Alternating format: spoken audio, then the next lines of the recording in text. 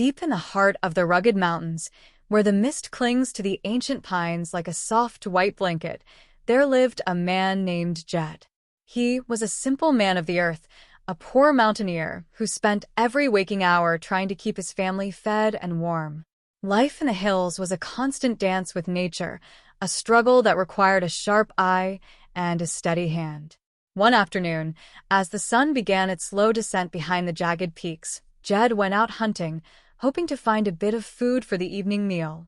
He took aim at a target on the ground, but when his shot struck the earth, something miraculous occurred. Instead of the dust of the mountains, a bubbling liquid began to seep from the soil. It was thick, dark, and crude. It was oil. In the hills, they called it black gold or Texas tea. In that single moment, the life of the poor mountaineer was transformed forever. Before the kinfolk could even gather their thoughts, they realized that old Jed had become a millionaire. His relatives, filled with excitement and a touch of bewilderment, insisted that Jed must move away from the humble shack. They told him that California was the place he ought to be, a land of sunshine and opportunity. And so, with a mixture of hope and hesitation, they loaded up their old truck with everything they owned and moved to the Golden Hills of Beverly. It was a world of swimming pools and movie stars, a place far removed from the quiet hollows they once called home. This was the beginning of the legendary journey of the Beverly Hillbillies. The sun shone brightly over the grand mansion in Beverly Hills as Mistress Jane Hathaway stood by the entrance, awaiting the arrival of important guests. Within the walls of the great house, the transition from the mountains to the city was still a work in progress. Mr. Milburn Drysdale, the prominent banker and neighbor, stepped through the door with an air of professional importance. Mistress Jane greeted him warmly, noting how fine and dandy everyone looked on this particular morning. The air was thick with anticipation because they were all there to greet a very special visitor, the mayor of Silver Dollar City. The family had already headed to the airport to fetch him, leaving the house in a state of organized chaos. Mr. Drysdale carried a velvet case containing a large, ornate object. It was the key to the city of Beverly Hills, a symbolic gesture of welcome for Mayor Shad Heller. Jed looked at the golden object with a curious expression, remarking that the city must have a mighty big lock if it required such a key. Mistress Jane explained that it was merely a symbol, a token of friendship that the chief of the family would present to the mayor. Jed, ever the humble host, worried that all this ceremony might get Shad Heller all flustered. Shad was not just a politician. He was a man of the earth, a blacksmith who knew the weight of a hammer and the heat of a forge. Jed shared a story of Shad's legendary strength and bravery, telling a tale of how the man had once shoed a full-grown elephant. The city folk listened in disbelief, but Jed assured them it was true. The elephant had wandered away from a circus and into the mayor's cabbage patch, and Shad had simply shooed it away with the same ease one might use on a stray dog. It was the kind of story that grew better with every telling, though Jed noted that Shad usually left out the part about the cabbage patch to make it sound a bit more heroic. While the men talked, Granny remained behind at the house, ever vigilant. She had heard rumors of robberies in the neighborhood and refused to leave the estate unguarded. Mistress Jane confirmed the sad news, explaining that something seemed to be taken every single night, causing a great deal of distress for the local residents. When the mayor finally arrived, the introductions were filled with the warmth of old friendships. Shad Heller shook hands with Mr. Drysdale, the neighborly banker, and Mistress Jane, the diligent secretary. Amidst the formal greetings and the presentation of the symbolic key, the conversation kept drifting back to the mysterious thefts. Shad was curious about what exactly had been stolen. Granny, with a look of deep frustration, listed the missing items. The night before, a jar of her pickled owl gizzards had vanished. The night before that, someone had made off with Hickory's smoked possum shanks and a jar of her minced paws.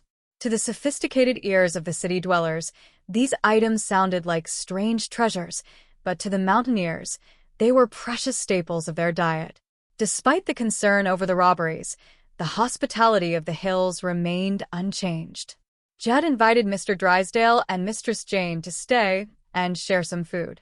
Granny had a wheel of goat cheese that had been aging in the root cellar for 8 long years. Jed joked that the cheese was so old and strong that if it went missing, it probably got up and walked away on its own. While the bankers declined the offer of aged goat cheese, Jed promised to investigate the robberies himself. He suspected that perhaps some of Ellie Mae's many animal friends might be the culprits, but he was determined to catch the rascals regardless. As the mayor settled in, the conversation turned toward home and old acquaintances.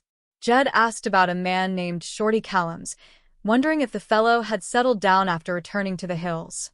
To Jed's surprise, the mayor revealed that Shorty had never actually made it back home. He had disappeared nearly a month ago, leaving everyone to wonder where he had gone. Jed recalled how Shorty had gone absolutely hog wild during his time in Hollywood. The little man had spent his nights chasing girls and living a life far beyond his means. One morning, he had even staggered in with a girl twice his size, much to the shock of his friends. Shorty had been a bear for women, and Jed had feared the man would blow his entire life savings on his wild pursuits. In an attempt to help him find a steady path, Jed had advised Shorty to marry a girl from the hills and settle down on his father's farm. Shorty seemed to take the advice to heart and wrote a formal marriage proposal, which he intended to slip under Ellie Mae's door. However, in his nervous state, and perhaps due to the darkness of the night, Shorty had slipped the note under the wrong door. He had accidentally proposed to Granny. When the realization hit him, Shorty was terrified. He imagined a life bound to the fiery and formidable Granny and decided that fleeing was his only option. Jed had encouraged this fear, hoping that a good scare would send Shorty back to the mountains where he belonged. He had watched Shorty race away in his car, believing the man was headed straight for the safety of the hills. The mystery of the root cellar thief reached a breaking point when Granny discovered that her entire supply of sausages and even the 8-year-old goat cheese had been wiped out.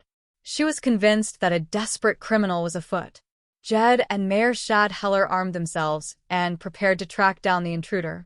They crept toward the cellar, expecting to find a hardened rascal. Instead, they found a disheveled and hungry Shorty Callums. The poor man was terrified, holding his hands up and begging them not to shoot. He explained that he had been hiding in the cellar for 4 long weeks, too scared to go home and too scared to stay in the city.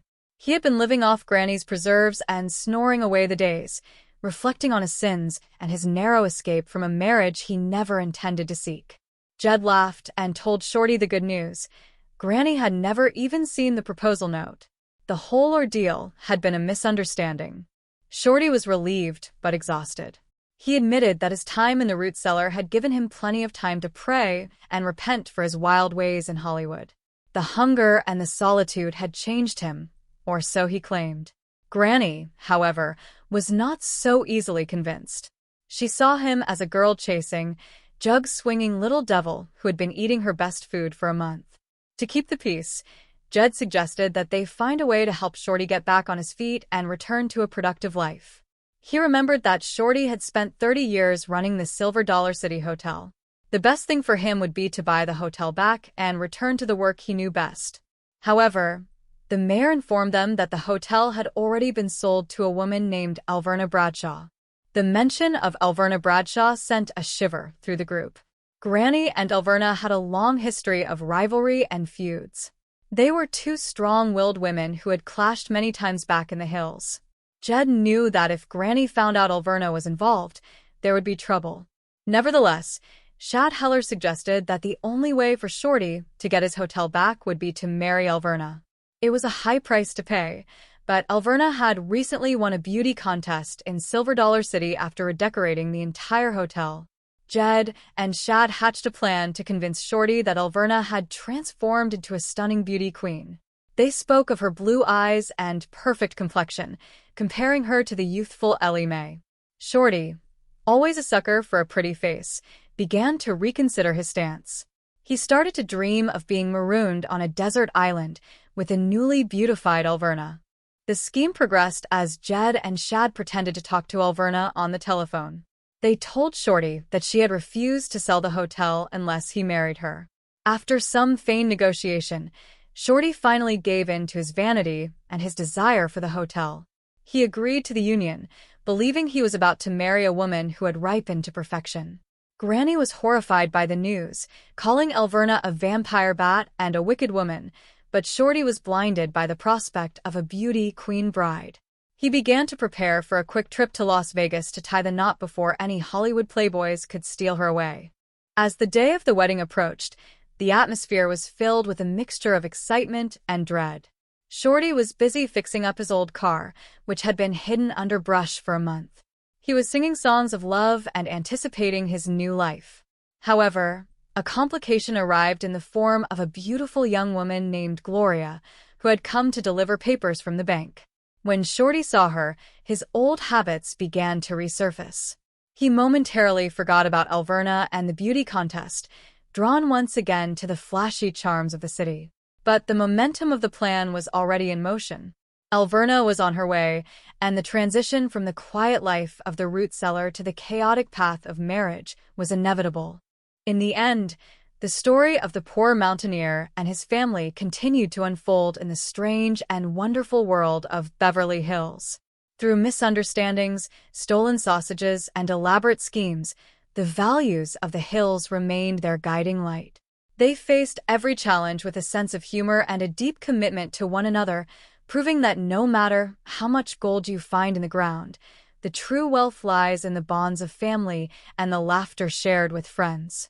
The legacy of Jed, Granny, Ellie Mae, and Jethro was not just about their fortune, but about the heart they brought to every situation, transforming the glittering streets of California into a place that felt a little bit more like home. The Hills had moved to the city, but the spirit of the mountains would never truly leave them.